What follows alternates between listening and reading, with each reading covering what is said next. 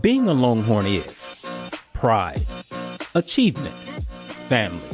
It's about belonging to a vibrant community that strives for greatness in everything. Being a Longhorn means engaging in STEM education, starting your path to college in elementary, and earning a college degree in high school. Being a Longhorn is a choice to lead, to innovate, to thrive in any setting.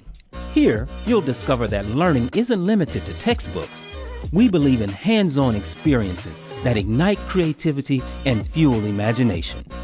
As a Longhorn, you have the opportunities to grow beyond the classroom, from the stage to the field. It's a great day to be a Longhorn. And when the time comes to graduate, you'll leave with a sense of accomplishment, knowing that you're prepared for whatever the future holds. The pride of being a Longhorn is something that cannot be described. It's better to experience it and feel it. This is Cedar Hill ISD. We educate, empower, and inspire.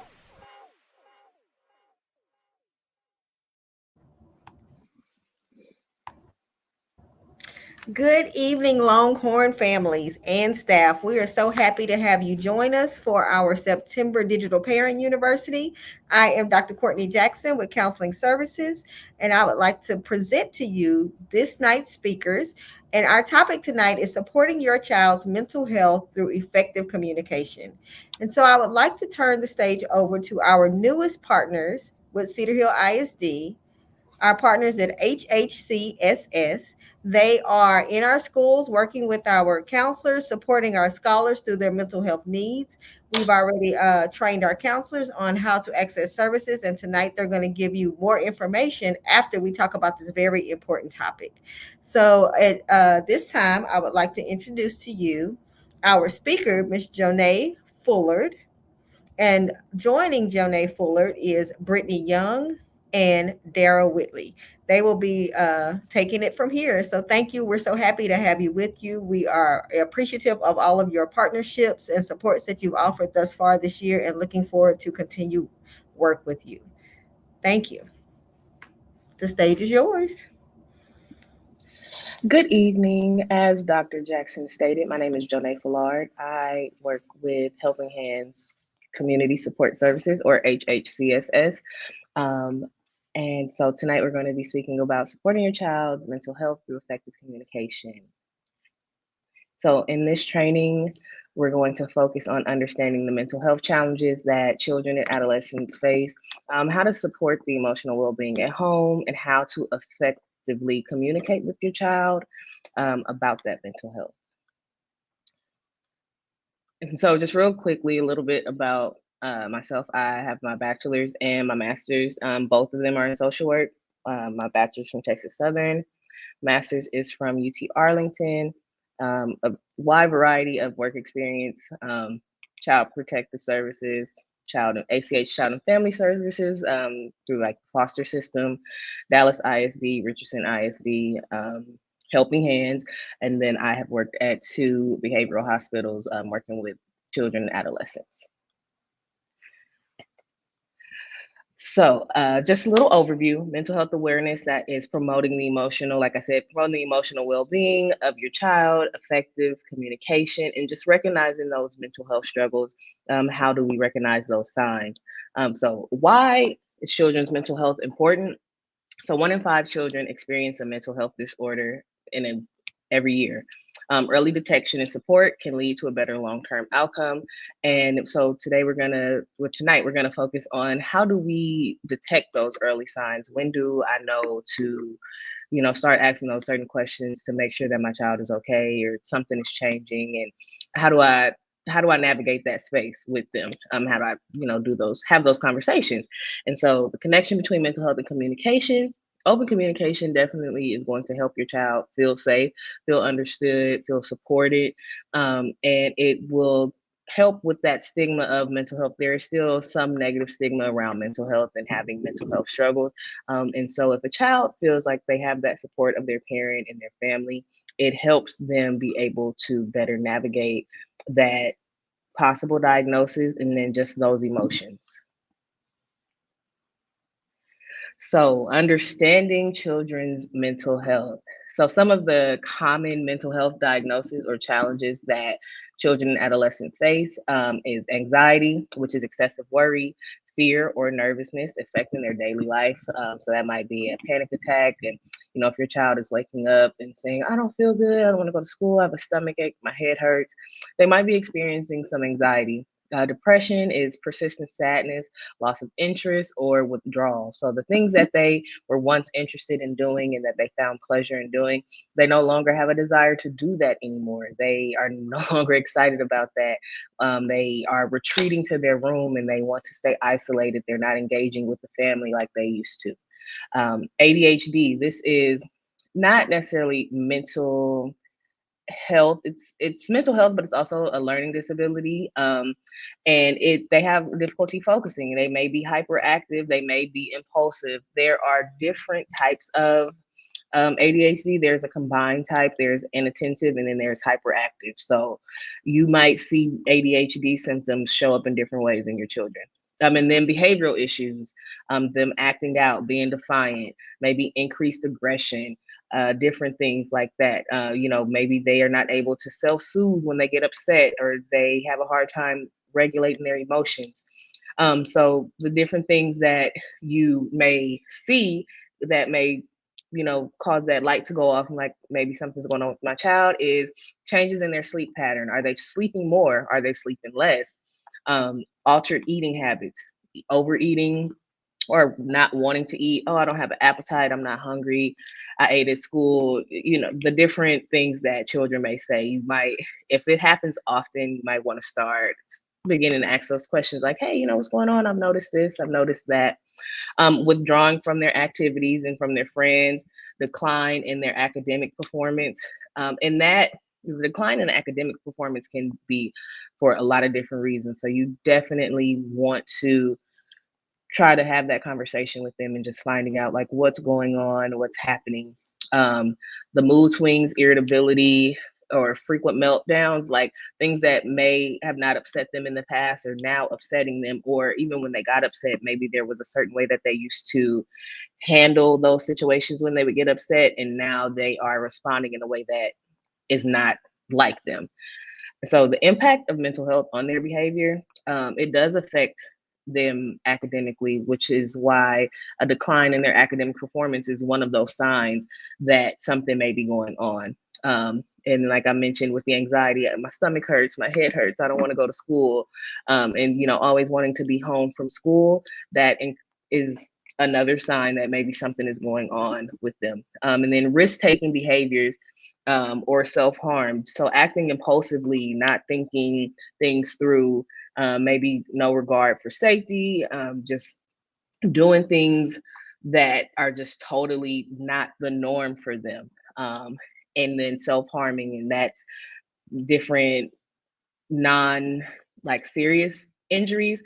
But just, maybe they have a bruise or a cut or something here, and you're like, how did that happen?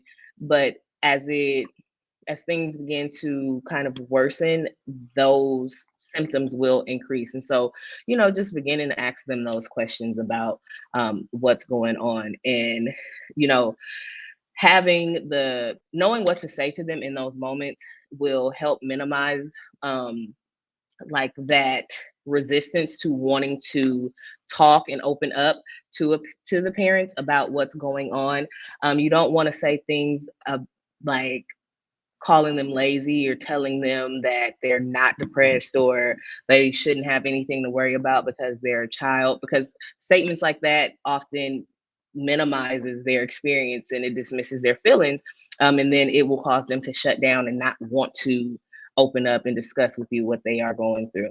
And it's understood that, parents deal with their own stresses and their own mental health situations, but it is very important to foster that environment where your child feels safe and feels comfortable coming to you when they are facing those challenges.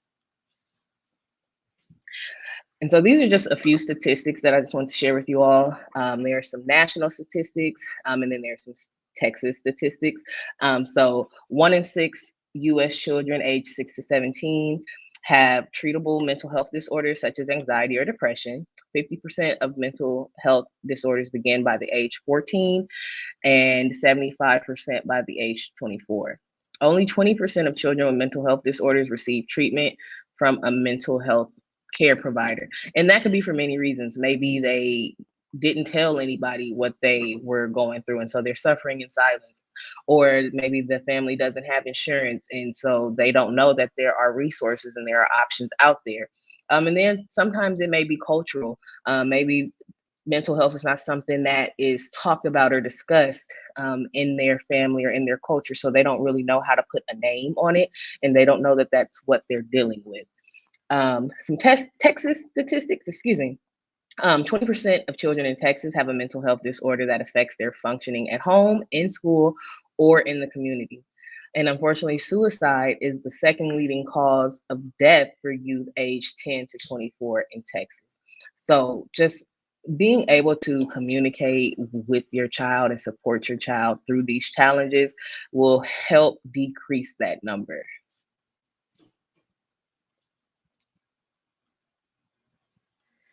And so I do have a poll question for you all, and you guys can feel free to drop your answer in the chat, and we'll come back to it later. But it says, have you ever been concerned about your child's mental health or emotional well-being? And you can answer it as 1, 2, 3, or 4 if that makes it easier, or you can just jot it down. And again, we'll come back to it later. And then, how confident do you feel in talking to your child about their mental health? Very confident, somewhat confident, not confident at all, or you never tried? And do you feel like your child has enough emotional support outside of the home? So their school counselors, their friends, extracurricular activities, maybe other family members, a mentor.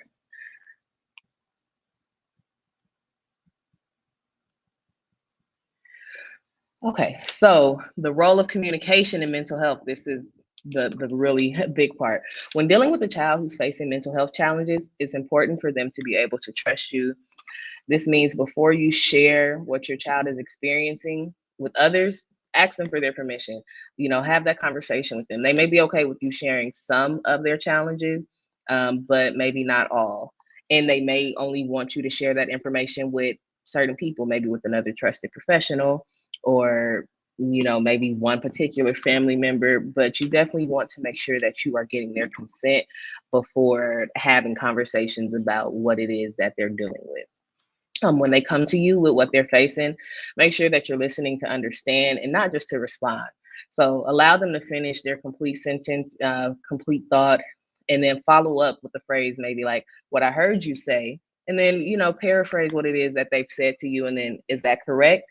Because that will help them feel heard, understood, and supported during this conversation where they're trying to express to you what it is that they're currently facing.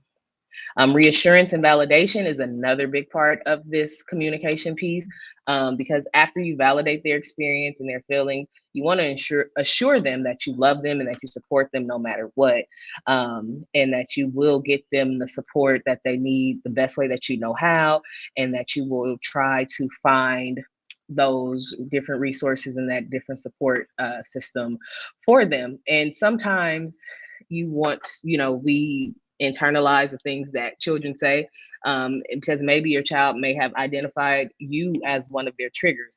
But again, just reassuring them and allowing them to get their thought out and to express their feelings will help you better understand what it is that they are dealing with. So you want to be consistent when you are communicating with them and having that open dialogue. Like, don't have the conversation with them just like once. Follow up with them, have that conversation a couple of times. Like, hey, I know last week you said you felt like this. How are you feeling this week? So, checking in with them and just making sure that they're okay and that they know that they can continue to come to you when they are struggling with something. Don't be afraid to initiate the conversation. Don't be afraid to just ask them, what's going on, or letting them know like, hey, I noticed that you have been doing this lately, or I realized that this has happened lately. Just initiate that conversation with them, because maybe they aren't comfortable speaking up about what it is that they're struggling with or that they're facing. And then ask open-ended questions and allow them to just fully get that thought out. When it comes to their mental health and when it comes to them sharing, you want to make sure that you are allowing them to get it all out. And sometimes it may not be as cohesive or like make as much sense as we think that it should, maybe to an adult, but to a child, they're saying it and they're explaining it the best way that they know how. So just let them get it all out. And then that's why you circle back and say, I heard you say this. Am I correct? Because then it allows them to reprocess what it is that they said. And maybe they can elaborate a little bit more. So you want to give them your full attention, reflective listening, and the non-judgmental approach. Children and adolescents really need to be supported during this time. So again, like, don't internalize what it is that they're saying. If they do mention something about you, or they mention something about maybe another adult family member, you don't want to judge them. Just allow them to get it out. Acknowledge their emotions, and then be empathetic in your responses. And just let them know that you're here to support them. Let them know, like, I can see it, as I shared, I can see that you're feeling really upset, or it sounds like you had a tough day. I'm here for you. Just using some of these different statements to navigate and continue those conversations. So some strategies for effective communication would be creating a safe space, asking open-ended questions, responding to their concerns, and setting boundaries. So the environment that you have these conversations in are extremely important. You want to make sure that you are able to give your child uninterrupted time, your undivided attention during this time, because they may end up sharing something with you that's extremely heavy. So you want to really be focused on what is happening in that moment. If you have multiple children, and you have one child that's really been struggling, if you can, try to not have that conversation in front of their siblings. Have that one-on-one conversation with them. You know, if you pick them up from school and they get in the car and they've said that they've had a rough day, don't make it, try not to make it a topic of discussion for the ride home, with everybody in the car. Acknowledge it, and then just follow up with them when you guys get home, when you can get some one-on-one time, some alone time with them, and just, speak with them. Feel free to ask everybody in the car, like, hey, how was everyone's day? How are you feeling? How was school? How was this? Just to make sure that they're all feeling supported, recognized, acknowledged, and engaged. But just when you have that one-on-one conversation, maybe with the child who had a rougher day than all of the others, you don't want to have it in front of their siblings unless they initiate the conversation and they're like, yeah, this happened, and I feel like this. But you don't want to probe too much in front of others, because they may not feel comfortable sharing in front of their siblings. And then if your child shares something shocking or hurtful with you, you want to do your best to try to, like, contain your emotions. Don't respond emotionally, even if it's something that angers you or upsets you, which is understandable because this is your child. But you want to be able to get all of the information from them and then assess. Because if a child sees, like, oh, this has happened to me and I told my parent and it caused my parent to react like this, it may lead to them shutting down and not wanting to share anymore, because they don't want to further upset you, or they don't want you to respond in a certain way, be it if it's to them or if it's to the person that may have done something to them. So you just want to get all of the information on the facts and then assess the situation. So some ways that we can promote emotional well-being at home is establishing daily routines, and then, some physical activity and sleep. So with those daily routines, being consistent, children really value consistency. It's really important for them with their development, and especially with mental health, with having a schedule and having a pattern. It creates a sense of stability for them and safety, and it helps them be able to emotionally regulate, because they're able to tell, like, hey, this is triggering me, and so now my emotions feel off. Like, what do I need to do to get back to my baseline, and how do I self-soothe? So consistency does help in those moments. Creating a schedule for things for them: homework, dinner, bath time, bedtime. maybe even one-on-one time, family time, having those conversations. It helps them know what to expect, and it can help reduce anxiety, because if they are used to not having a schedule, or feeling like everything is all over the place and they don't know what's coming next, that can make them really anxious. And then also, although routines are essential, you want to like help them understand and teach them that it's okay to be flexible, because sometimes a schedule and a routine, everything is not going to always be like that. So if you've gotten used to a routine and then something throws it off, you don't want to get anxious and then your emotions are thrown out of whack and you don't know how to navigate in that space. So even in building those routines, maybe sometimes throw something different in there just to kind of see how your child is going to respond. So that way, you know how to circle back and kind of show them, like, hey, later on in life and just in life in general, even as children and adolescents, these things are not going to always be like this. So, this is how we handle those situations when something in our schedule is thrown off or it's canceled or something happens. You want to prepare them for all of those different things that may come up. And with the physical activity, if they're not involved in sports, or extracurricular activities, then just maybe just doing something physical or active at the house, just getting them moving, getting them outside in that sunlight. And we live in Texas, so we know that there's a lot of sun. So getting them out there in that sun, like that sunlight is going to be their best friend, even if it's just for like 10 to 15 minutes, just encouraging them to just go out there, sit in the grass, touch the grass, do something physical, doing things as a family too, having outings as families, if you can, as much as you can, because I do understand that parents work and that's not always feasible, but just whatever you can to just stay engaged as a family unit. And then limiting their screen time, especially before bed, just because it allows them to start to calm down and relax and prepare themselves to go to sleep. Because being on your phone, even with adults, being on your phone right before you go to sleep and trying to go to sleep as soon as you put your phone down, you don't always fall right asleep. Your mind is still going and you still kind of have to shut yourself down. So starting to limit their phone time and their screen time, TV, iPad, all of those things before they go to bed. And just being consistent. Consistency is going to be key. And then you also want to create a calming environment.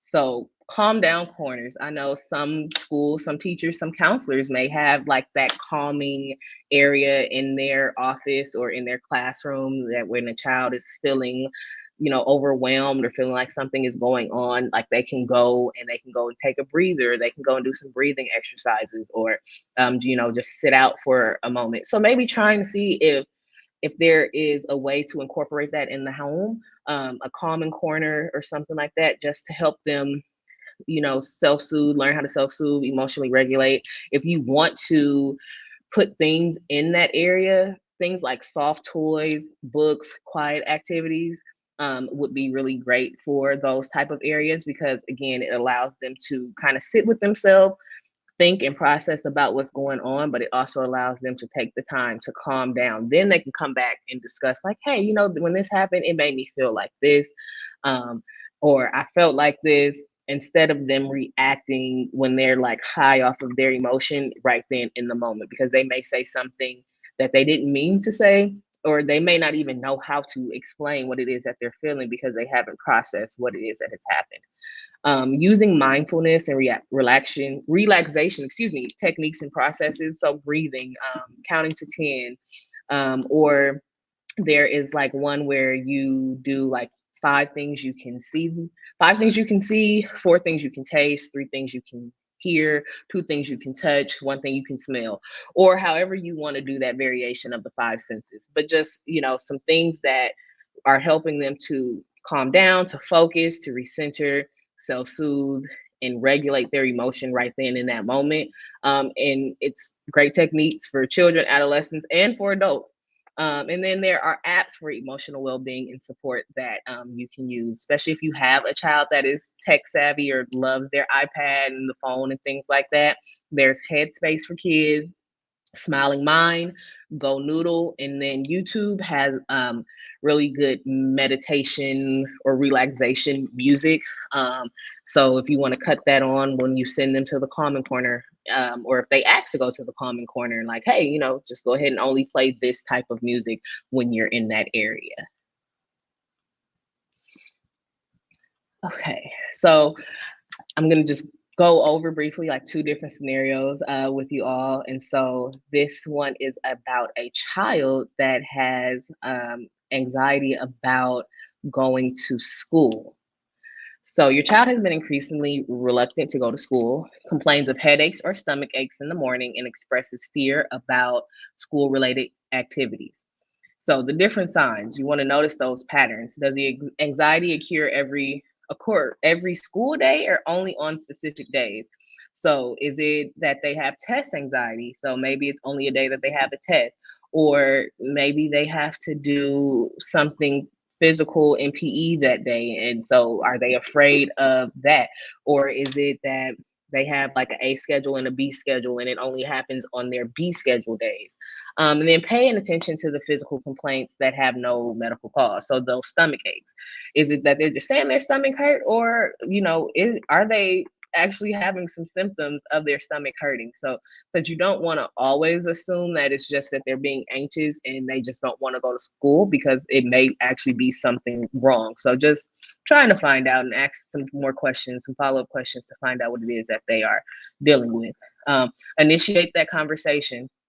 I've noticed you seem worried about going to school lately. Can you tell me what's going on?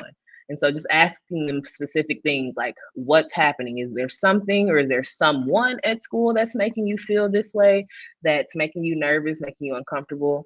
And then explore those concerns. How are things going with your friends at school? How are you getting along with people? Ask them if they're being bullied. Sometimes they don't want to tell you, but that may be a cause of their school anxiety. They're being bullied. And then ask them how they're doing in class. Do they feel nervous, or do they feel like they're understanding? Do they feel supported by their teacher? And then if they don't, do they feel like they have a support person at school that they can go to in those times? And you want to listen, validate. So active listening. Active listening is going to be so important. You want to hear them. You want to let them talk without that interruption. Like, let them get it all out as best as they can before you respond to them, just so that they feel like, yeah, I was able to like tell mom or dad everything. I got it all off my chest. You want to let them get that out. And then just validate that, it's okay to feel this way sometimes. And you may want to even share your own personal experience with feeling nervous or feeling anxious. Like, sometimes I feel nervous or anxious or scared. Kids want to know that their parent is also human and they feel the same things that they feel, and that you guys can relate on that level. And then try to problem solve together. So let them kind of take the lead with your guidance on how to handle that situation. So like, okay, well, hey, next time you feel nervous about something, what do you think you should do? How do you want to handle it? How do you think you should handle it? Who's the person that you think that you should go to when you're feeling this at school? Things like that. And then follow up with them with that situation. Just like, hey, on Tuesday, you said you were feeling like this, and it's the end of the week. How are you feeling now? How did the rest of the week go? So just circling back, and don't just stop there. Check in with them next week. You want to be consistent. Consistency, active listening, and just letting them know that you are there and that you support them. And then the other scenario is an adolescent showing some signs of depression. So you have a teenager. They become withdrawn either from the family, from their friends, or from different activities that they were once involved in. And there's a change in their sleep pattern, or whenever you ask them what's wrong, they're just like, I don't know, nothing's going to get better. And so they're feeling hopeless or worthless. things like that. And so recognizing those signs. Sleep is going to be one of those big signs that you will see with adolescents. Is either that they're sleeping too much or they're not sleeping at all. So if they are waking up restless, or maybe if you went by and you walked by their room and you checked and you saw that they weren't asleep and it's an odd hour of the morning, you might want to just check in with them, just like, hey, what's going on? I see you're not sleeping. Like, is everything okay? Something on your mind that you want to talk about? Or if they decide that they don't want to partake in activities that they used to, hey, what's going on? What's changed about why don't you want to do this anymore? Or is there something happening when you're there? Asking them those questions, just trying to find out. And then if they are more irritable, or if they seem like they're sad, they have low mood more often than not, just again, trying to find out what's going on, what has changed. And then something that you could say is, you've been quieter than usual lately. You haven't been hanging out with your friends as much. Is there something on your mind, or is there something going on? And so you want to ask them about their feelings, address that withdrawal, and then explore their emotions and their emotional well-being. And so again, that's asking them how they have been feeling lately, if they have something on their mind, what's going on that has caused you to withdraw from the things that you once participated in. And like, what's causing you to feel sad or feel down, or do you feel that you're sad? Like, what are you feeling right now in this moment that has caused this change? And again, at active listening and that validation, you want to let them get it all out, let them get their thoughts out, let them express their emotions as best as they can, and then validate that. I hear you say this. Am I correct? You know, it sounds like you're going through a lot. It sounds like you're struggling. How can I support you? Like, what do you need from me in this moment to best support you? Or what do you need from me where you feel supported? Just asking them what it is that they need. And they may not be able to tell you in that moment, but they may be like, hey, I don't know right now. Can you come back to me? Like, let me think about it, and I'll get back to you on that. And then reassure them that you're there for them and that you support them and that you love them. And that you will help them as best as you can. You will find the resources if they feel that they need additional support, and that you basically are going to always be there for them, no matter what it is, no matter what mental health struggle they're facing. You're always going to be there. And then maybe going over some coping skills. So that physical activity, getting outside and trying to maybe encourage them to get back into some of those things that they lost interest in. Journaling, for things when they feel like they can't explain it to you or they can't express it to you. Maybe get them a journal and just encourage journaling to them. Ask them how they feel about seeing a counselor. If they talk to a counselor at school, do they feel comfortable talking to a counselor at school, or do they want to talk to an outside counselor? And then, setting goals, help them set small goals to achieve a bigger goal, and helping them be accountable for those things. And things happen, things change, and maybe they have a good week and then they have a bad week. So when they have that bad week, maybe the goals change for that week. So just, you want to be consistent and check in and just continue to monitor those different changes in their behaviors and in their emotions and things like that. So some early warning signs. Mental health often manifests as changes in their behavior, in their mood, in their physical health. So the physical signs may be, like I said, the complaints of the headaches, the stomach aches, either they're not eating or they're overeating, or just any type of physical complaint or symptom that has no medical cause for it. That may be that a sign that they're struggling with something or dealing with something that's affecting them, and it's just showing up differently. And this typically is going to be an indicator of some type of stressful situation or something that's making them anxious. The signs are going to vary based on the age group, because young children, ages like 5 to 12, they might want to always be around you. Maybe now they are crying when you drop them off at school or you drop them off at daycare or something like that. Or when you tell them no, they are crying more, they're throwing a tantrum.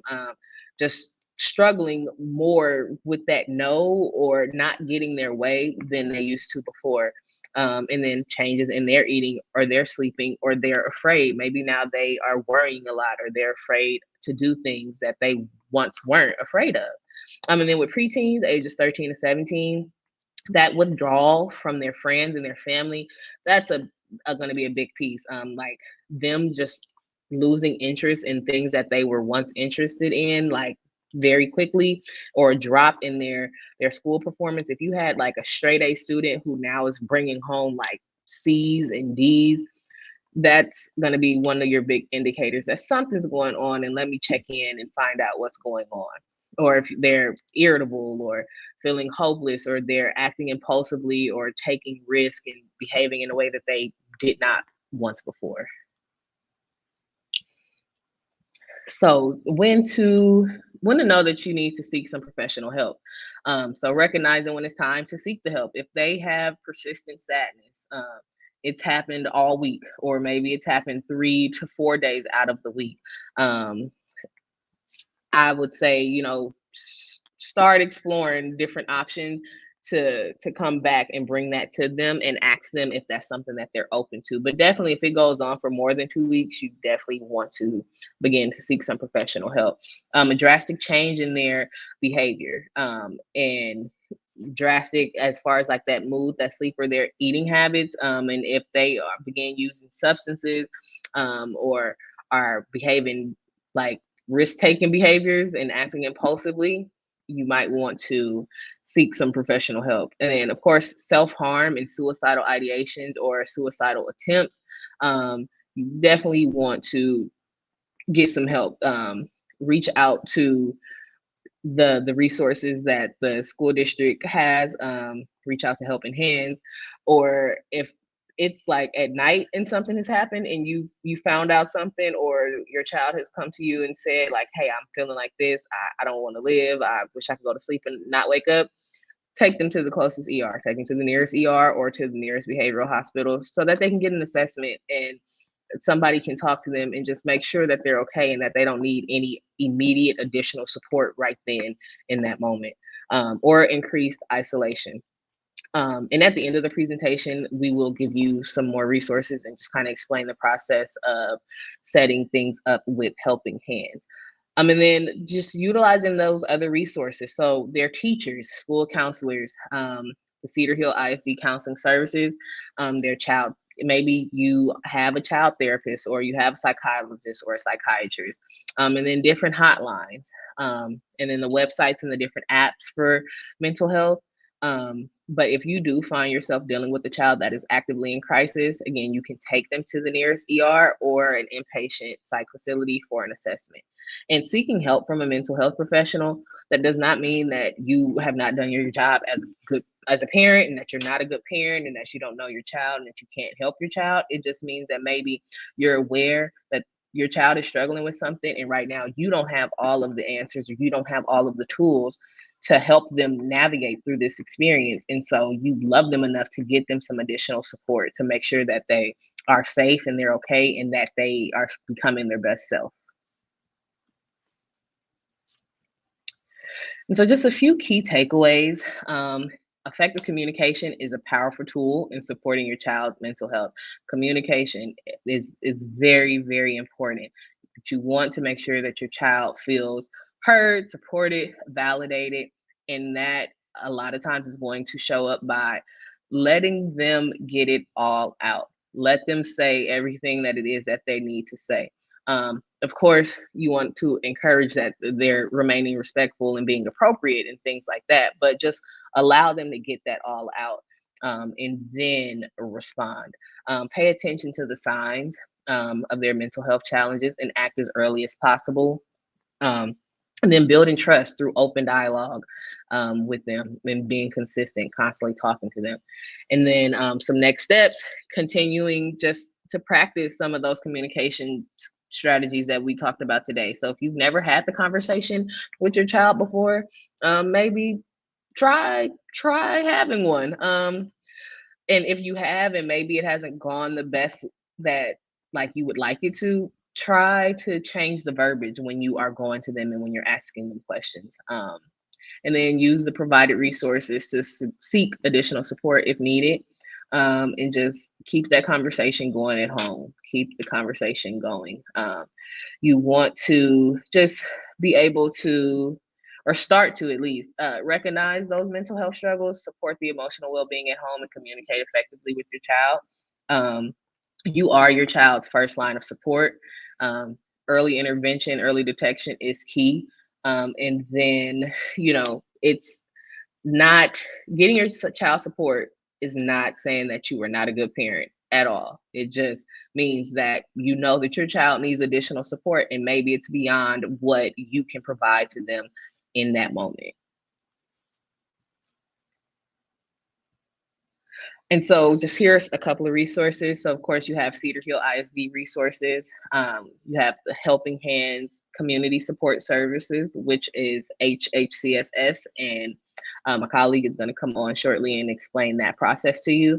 And then when your child is in crisis, Cedar Hill Police Department is an option. Like if they're actively in crisis and you need to call the police, Cedar Hill ISD, there is the National Suicide Prevention line, and then 211 Texas, or Dallas County, or the different counties, your different counties, Health and Human Services. Those are a couple of resources for you.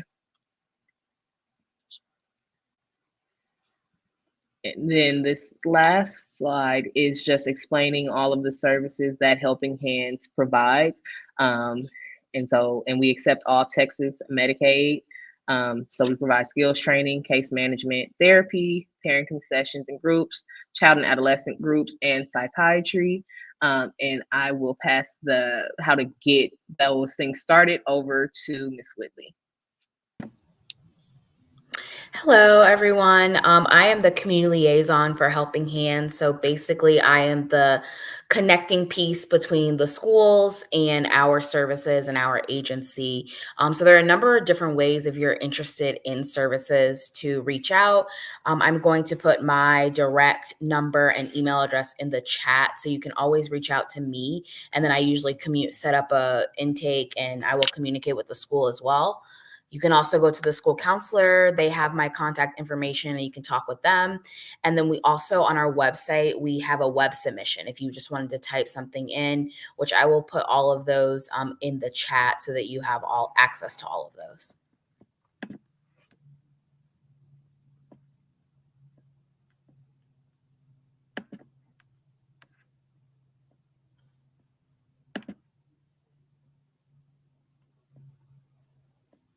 And I think that if we have questions, I guess this would be a good time. Just questions about the presentation, questions about Helping Hands.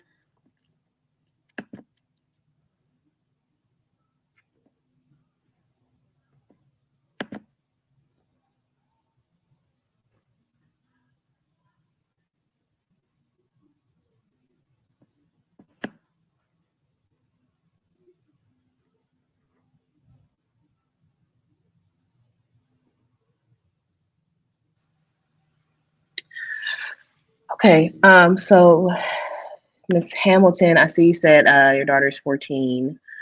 Signs of could also be lifestyle changes. I'm not sure exactly what you mean about lifestyle changes, because that could mean a lot.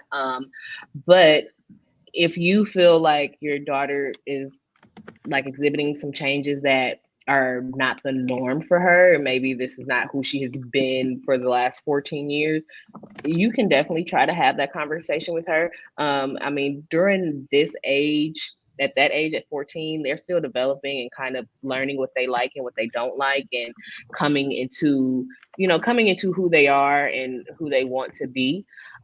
So it could be some of that, but just starting to have that conversation with her and just ask her, like, hey, what's going on? Like, I've noticed a change here, or I've noticed a change in this in you.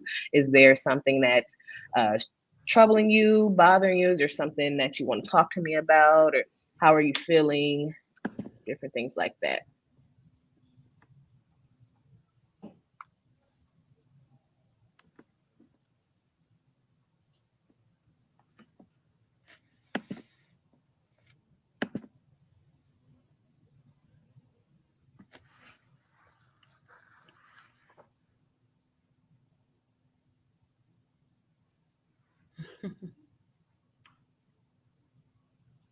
Yes, ma'am. No problem.